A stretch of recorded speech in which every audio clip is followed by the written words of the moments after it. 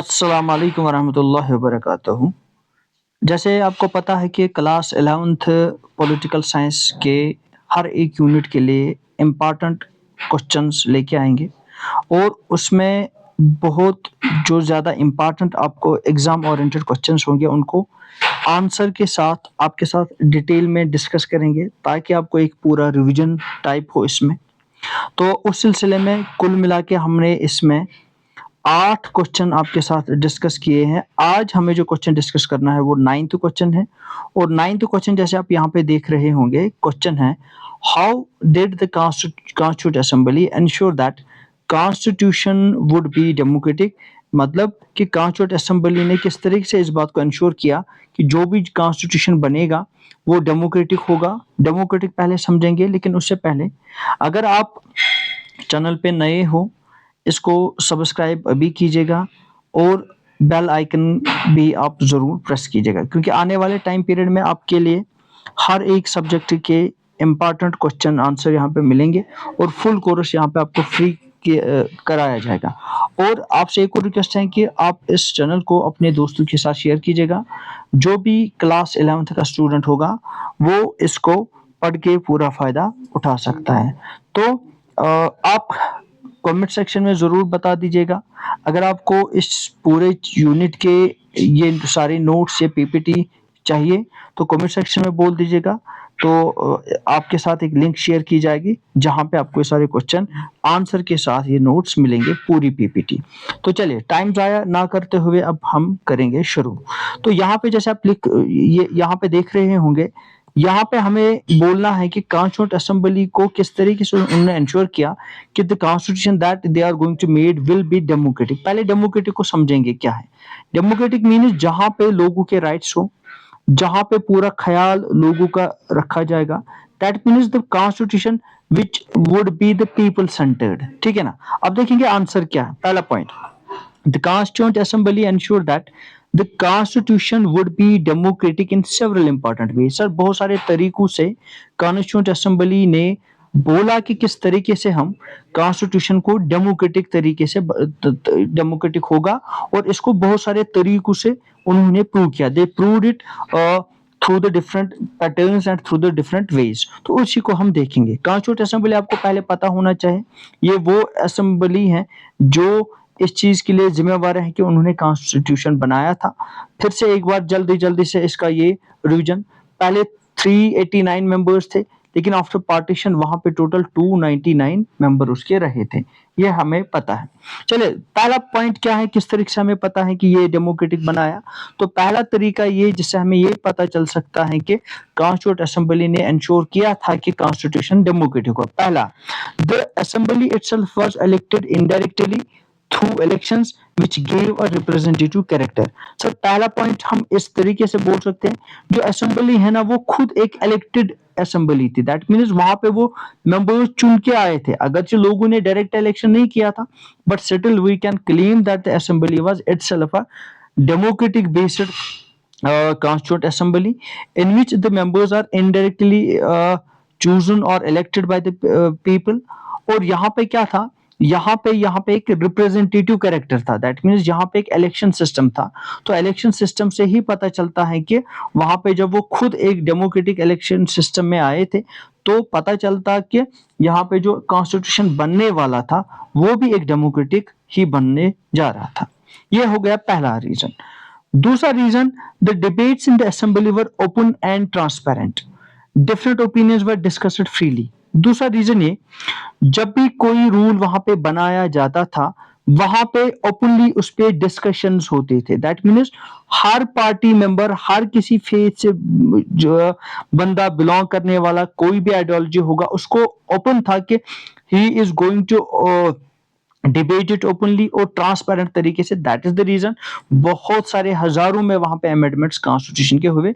सो इससे ये पता चला कि हर एक की ओपिनियन को ज्यादा तरजीह दी गई, प्रायोरिटी दी गई। तो ये भी एक पता चला कि डेमोक्रेटिक तरीके से। तीसरा, लीडर जितने भी थे, different political parties and the ideologies participate, share their views. Sir इसमें खाली एक पॉलिटिकल पार्टी या एक आइडियोलॉजी से लोग नहीं आए थे, बट डिफरेंट पॉलिटिकल पार्टी से भी और डिफरेंट आइडियोलॉजी से भी लोग आए थे और उन्होंने अपने व्यूज को शेयर बेटा किया था वहां पे, ठीक है।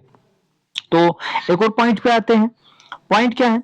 The assembly respected minority opinions. Assembly असल में करता क्या था? जब असेंबली ने बात की, पर्टिकुलरली वहां पे डॉक्टर बी आर अम्बेडकर, उन्होंने माइनॉरिटीज की वहां पे बात की और उसके राइट्स को, माइनॉरिटी को प्रोटेक्ट किया। तो जहां पे माइनॉरिटी की प्रोटेक्शन होगी वही तो डेमोक्रेसी है, जहां पे हर एक इंसान के राइट्स की बात की जाएगी। तो ये एक और सबूत है, एविडेंस है कि ये डेमोक्रेटिक होने जा रहा था।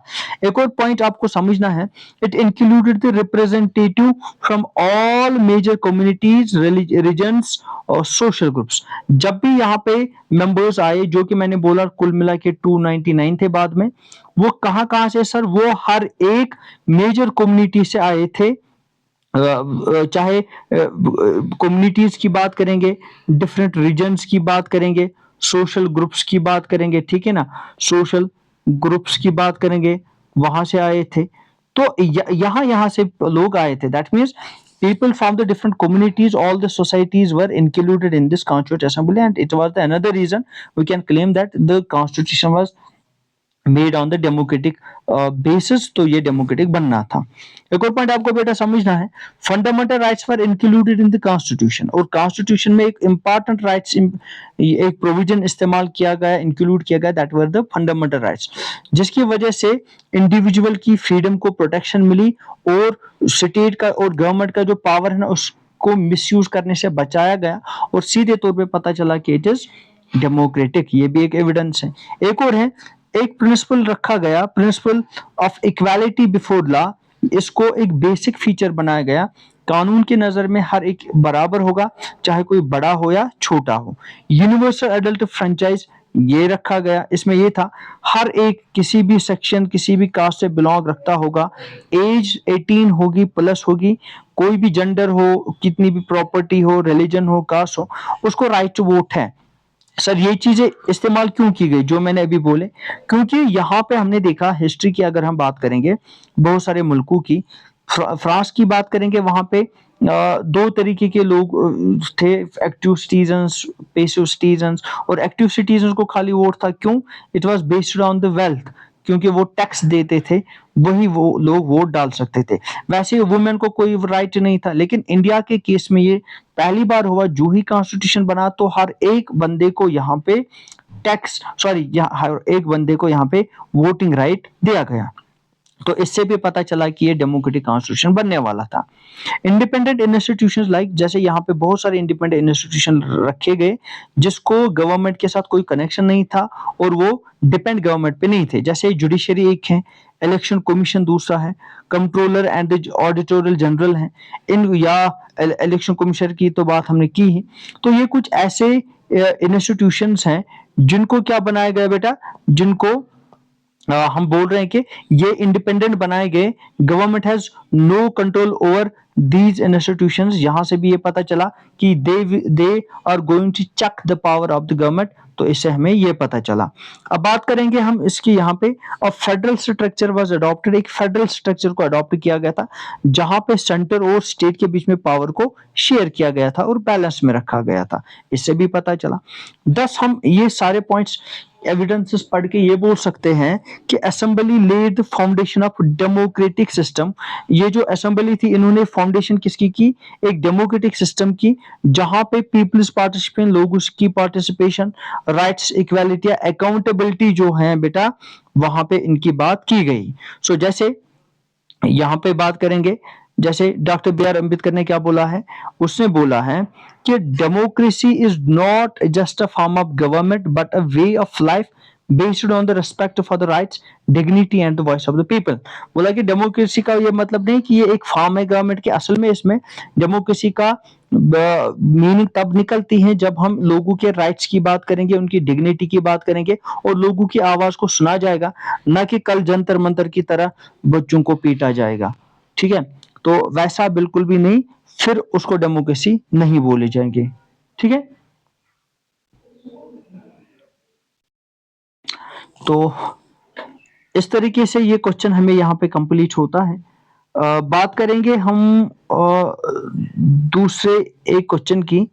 तो अब नेक्स्ट क्वेश्चन जो कि बहुत ही इंपॉर्टेंट है, how did the constitution reflect the diversity and unity of India?